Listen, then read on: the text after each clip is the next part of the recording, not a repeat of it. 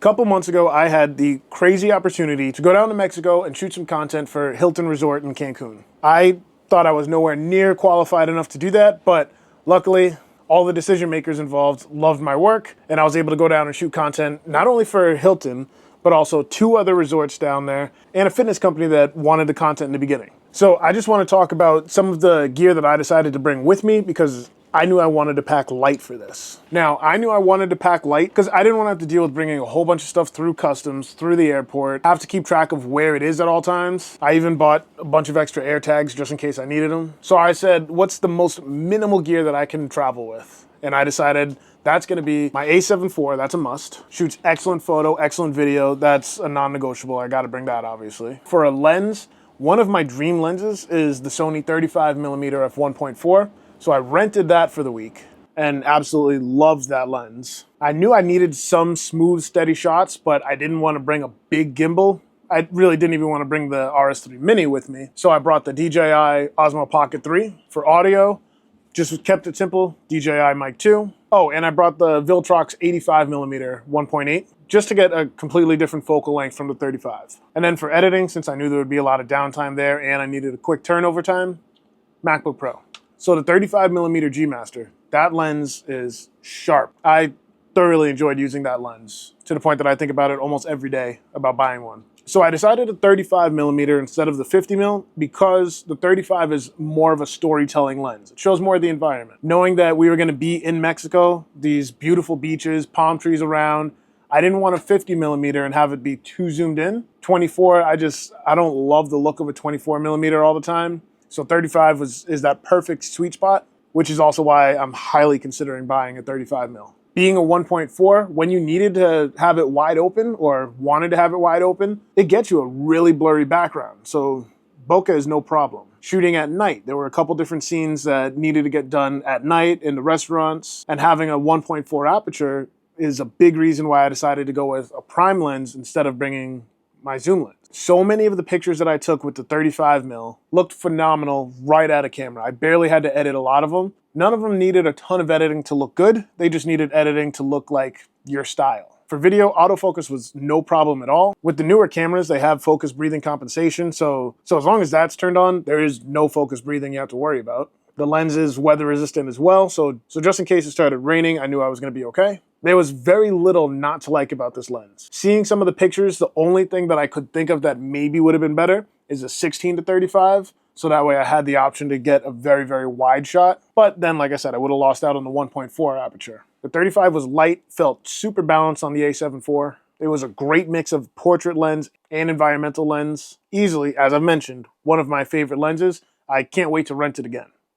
Probably should just buy it. Now, the A7 IV, I know this is the 28 to 75 that's on here, but Sony A7 IV. This was perfect choice for a camera for me to bring down.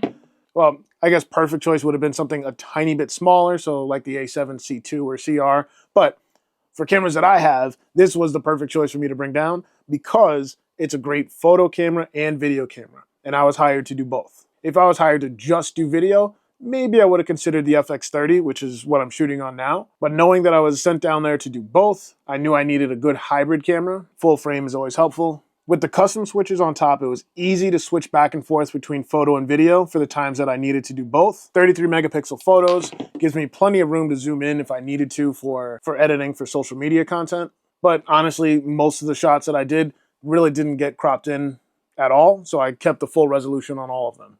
And then for video, focus breathing compensation is huge. It has in-body stabilization, so even though I didn't have a gimbal, most of the shots were still pretty smooth. Yeah, this camera has seen a lot of stuff now, and this is one of my best purchases I've ever made, by far. Hopefully this looks good. This is one of the first times, this is literally the 3rd time that I'm shooting an S-Log, something I'm trying to get better at this year. The Osmo Pocket 3, I wanted to bring this for a couple reasons. So one, because it has the gimbal on it, and that way I don't have to bring my big gimbal to hook up with this one. 2 is that it's a 20mm lens, so even though I didn't have the 16 to 35, I did still have a wider lens than 35mm. So if it came to a point where I needed a wide shot, I still had an option to get one. And 3 is it's just so small and so easy, so I can easily pocket it, take it out when I need it, maybe use it as a camera that wasn't super obvious that it was a camera there, so I can work a little bit more discreetly. And then also, because I'm trying to post more on Instagram and TikTok, have it as a behind the scenes camera. So a lot of times I would just set it up, have it on face track mode, and then use it as a behind the scenes camera. For the 1 or 2 videos that I did shoot while I was there for Instagram for my own feed, I used the DJI Mic 2, which I'm using right now because I forgot to charge my shotgun mic. The Osmo Pocket 3, I was very impressed with the quality of the camera. There were a couple times where my finger accidentally changed some of the settings and that was noticeable. But other than that, for the majority of the shots that were done with pro settings and not auto mode, it looked better than I expected. And then in the final videos, easily blend the footage between this camera and that camera without anybody telling the difference. Now for the Viltrox 85mm, I brought that with me just in case I needed to get something a little bit closer, or if we were going to do a lot of portraits on the beach, which we really didn't end up doing too many.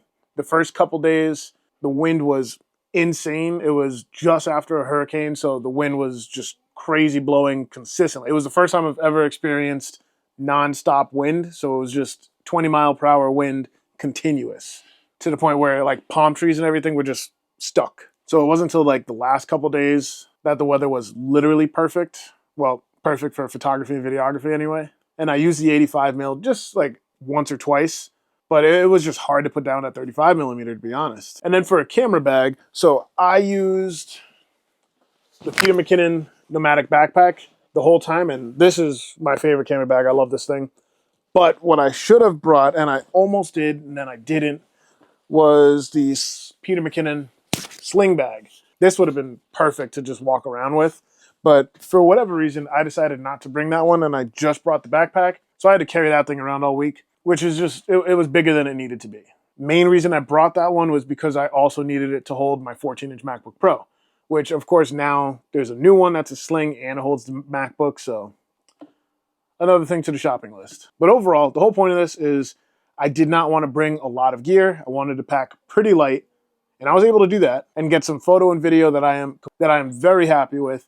And besides that, the networking opportunities that this brought on. So one, I was able to network with some of the marketing team with the resort.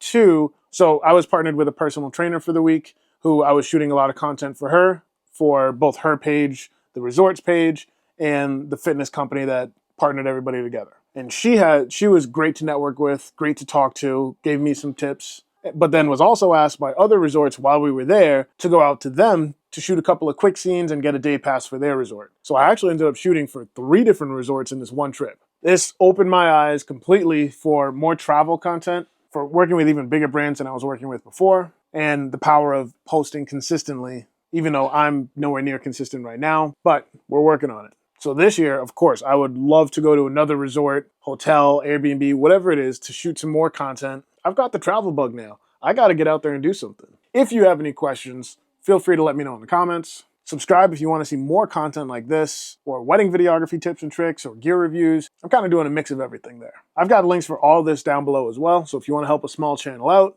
I would greatly appreciate it. Till next time.